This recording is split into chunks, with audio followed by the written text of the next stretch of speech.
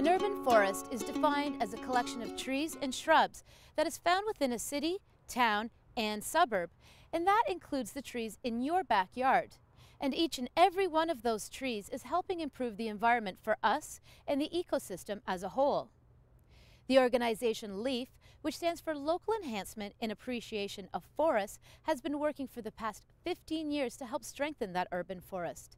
And they want to help homeowners across York Region get the right native species onto their property with their backyard tree planting program. When choosing trees and shrubs for your property, there are a lot of things to take into consideration.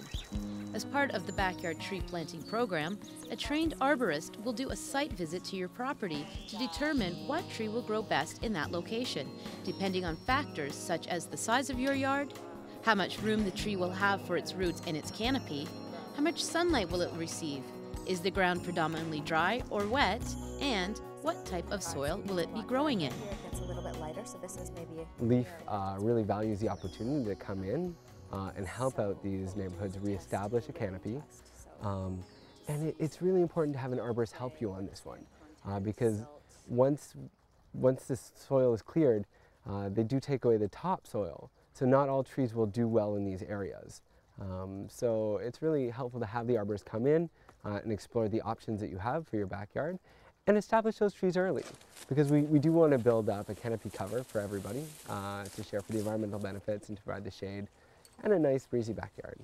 When the topsoil is removed, what is left behind is a soil composition with a high percentage of sand and clay in it.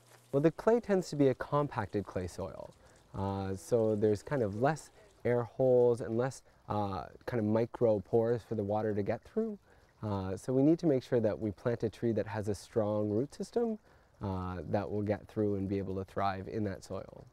After the arborist has determined what trees will work best for that particular property, the homeowners get to choose from a large catalog of native trees and can purchase one at a subsidized price.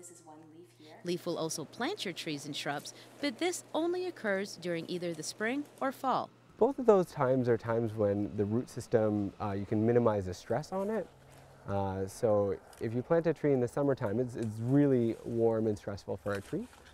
In the springtime, it has a good amount of time to establish before the heat. In the fall as well, it can kind of be dormant and then wake up in place. Mark says a common misconception people have about a tree has to do with its root system. A lot of people mistakenly believe a tree's roots mirror the size of it and spread deep within the ground. Really, a root system extends twice the size of the crown of the tree. And it does that mostly laterally around the top of the soil. So 80% of the roots are kind of in that top, I believe it's 10 centimeters, don't quote me on that. So that's why we spread out these roots. You always want to consider when you're doing construction or when you're putting heavy objects, the size of the root system around a tree. So no piling stuff around them, please.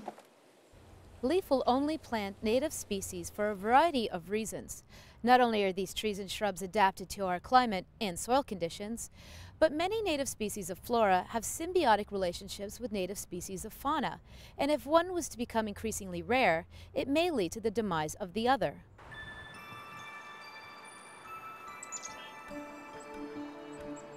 One of the trees that we plant is a hackberry. And there's an endangered butterfly that only goes to the hackberry, so it's a hackberry butterfly. So by kind of putting those trees in, again, it's supporting kind of those layers of the ecosystem. There are some non-native species that are invasive or quite aggressive. So for instance, a Norway maple that sheds a lot of seeds and can really almost create a little bit of a monoculture in a naturalized area like we have behind us here. So what would be better is to plant something native. Native species have evolved over thousands of years in this area, and as well the wildlife has evolved with them. And that's really the main thing with planting native species, is you're helping encourage that biodiversity that would naturally be here anyway and support such an ecosystem. We're all part of this urban forest. We're all responsible for it. Most land in Ontario's municipalities are actually privately owned. So homeowners actually have a very important role in taking care of the urban forest and enhancing it. New subdivisions going up all the time that completely strip, say, a farmer's field of all existing trees, level it, put up these beautiful homes, but really don't leave much of that green matter besides grass. So it's very important to be planting trees and looking after them, making sure that they reach maturity and they're healthy. According to Environment Canada, on average, a tree can produce 260 pounds of oxygen each year.